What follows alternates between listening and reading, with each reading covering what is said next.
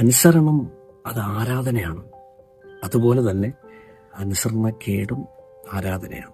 നാം ദൈവത്തെ അനുസരിക്കുമ്പോൾ, ദൈവവചനത്തെ അനുസരിക്കാൻ ശ്രമിക്കുമ്പോൾ, ദൈവശബ്ദങ്ങൾക്ക് പുറകെ പോകുമ്പോൾ ദൈവം നമ്മുടെ അനുസരണത്തെ കാണുന്നത് ആരാധനയായി, സത്യ ആരാധനയായി. ആത്മാവിലും സത്യത്തിലും ആരാധിക്കണം. സത്യത്താൽ ഇവരെ വിശുദ്ധീകരിക്കണമേ, നിന്റെ വചനമോ സത്യമാവുന്നു. ദൈവത്തിന്റെ വചനം സത്യമാണ്. ആ വചനങ്ങളെ, കേട്ട ശബ്ദങ്ങളെ, ദൈവത്തിൽ നിന്ന് ലഭിച്ച നിയോഗങ്ങളെല്ലാം നമ്മൾ അനുസരിക്കുമ്പോൾ അത് ആരാധനയായിട്ടാണ് സ്വർഗത്തിലേക്ക് ചെല്ലുന്നത്.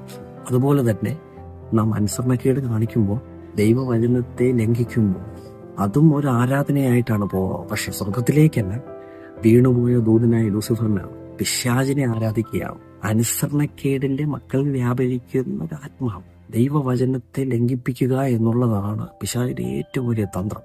അതിനുവേണ്ടി അവൻ നമ്മുടെ സിറ്റുവേഷൻ എല്ലാം മാനിപ്പുലേറ്റ് ചെയ്യും. നമ്മുടെ ഉള്ളിൽ ദേഷ്യമുണ്ടെങ്കിൽ നമ്മുടെ ചുറ്റുപാടും ദേഷ്യം ഉണ്ടാകാനുള്ളതിനെ, അതിനെ ട്രിഗർ ചെയ്യുന്ന സാഹചര്യങ്ങൾ ഉണ്ടാക്കും. മോഹമുണ്ടെങ്കിൽ, പലതരത്തിലുള്ള മോഹമുണ്ടെങ്കിൽ ആ മോഹങ്ങളെ ട്രിഗർ ചെയ്യുന്ന സാഹചര്യങ്ങളെ അവൻ നമ്മുടെ മുമ്പിൽ ഉണ്ടാക്കും. അങ്ങനെ നാം ഓരോ നമ്മുടെ കുറവുകളെ വെളിപ്പെടുത്തുമ്പോൾ, അതിനനുസരിച്ച് ജീവിക്കുമ്പോൾ വചന ലംഘനത്തിലേക്കാണ് പോകുന്നത്, അനുസരണക്കേടിലേക്കാണ് പോകുന്നത്.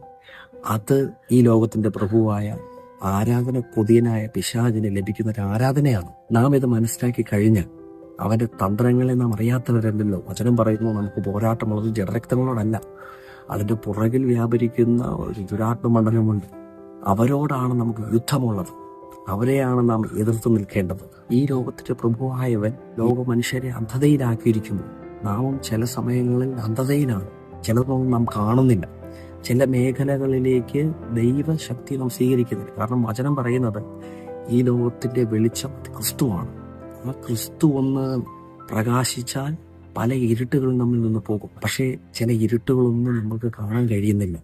ആ ഇരുട്ടുകളെ നമ്മൾ അഡ്രസ്സ് ചെയ്യുന്നില്ല. ഇരുട്ടുകളിലേക്ക് ലോകത്തിന്റെ വെളിച്ചമായ ക്രിസ്തുവിനെ നമ്മൾ വെൽക്കം ചെയ്യുന്നില്ല. അതുകൊണ്ട് തന്നെ ആ ഇരുട്ടിൽ പിശാച് ഇന്നും ഒളിച്ചിരുന്ന് തക്ക സമയം നോക്കി നമ്മുടെ ജീവിതത്തിൽ പ്രവർത്തിക്കുന്നുണ്ട്.